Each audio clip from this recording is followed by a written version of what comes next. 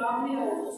तो अल्लाह के नबी ने हज़रत अली कररमल्लाहु वजह को अपने बिस्तर के ऊपर सुलाया और आप वहाँ से निकले सैयदा सिद्दीक़ अकबर रज़ियल्लाहु तआला अन्हु के दरबार के ऊपर। ये हिजरत के दो मराहिल हैं, एक मक्का से लेकर गार सौर तक, दूसरा गार सौर से लेकर मदीना मुनव्वरा तक। मक्का से लेकर गार सौर तक ये जो हिजरत का ये सफर है, अल्लाह के नबी रात को निकले सिद्दीक़ अकबर के घर।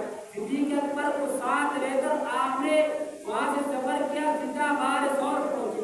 वहाँ पर 3 रातें 3 दिन अल्लाह के नबी गार सौर के अंदर रहे। फिर वहाँ से अल्लाह के नबी ने आगे गार सौर से लेकर मदीना का रास्ता इख्तियार किया। ये 2 आदमी थे, एक सैयदना सिद्दीक़ अकबर और दूसरे जनाब रसूलुल्लाह सल्लल्लाहु अलैहि वसल्लम। जब ये निकले थे तो मक्का के लोगों ने अल्लाह के नबी के सर की कीमत लगा दी। जो अल्लाह के नबी का सर लाएगा, जो अल्लाह के नबी को जिंदा पकड़ कर लाएगा, या सिद्दीक़ अकबर को लाएगा, या सिद्दीक़ अकबर का सर लाएगा, उसको 100 ऊंट इनाम में दिया जाएगा। तो कुछ लोग इसी लालच के अंदर निकले।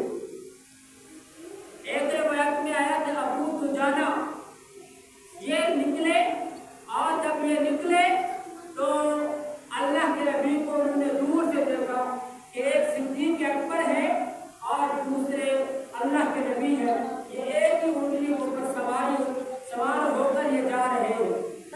तो उन्होंने पूछा कि अबू दुजाना ने अबू बकर सिद्दीक़ रज़ियल्लाहु तआला अन्हु से अल्लाह तबारक व तआला ने कैसी फसानत दी, कैसी ज़ियादत दी अबू बकर सिद्दीक़ रज़ियल्लाहु तआला अन्हु। उधर से एक नबी है, एक पैगंबर है, एक अल्लाह के रसूल है।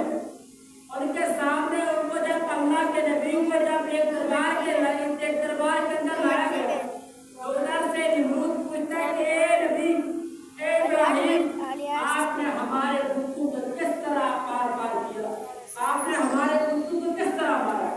उधर अल्लाह के नबी सोच के पड़ गए, अगर मैं ये कहता हूँ कि मैंने इनको कत्ल किया, मैंने उनको मारा, ये सच हो जाएगा, मेरी जान खतरे में पड़ जाएगी।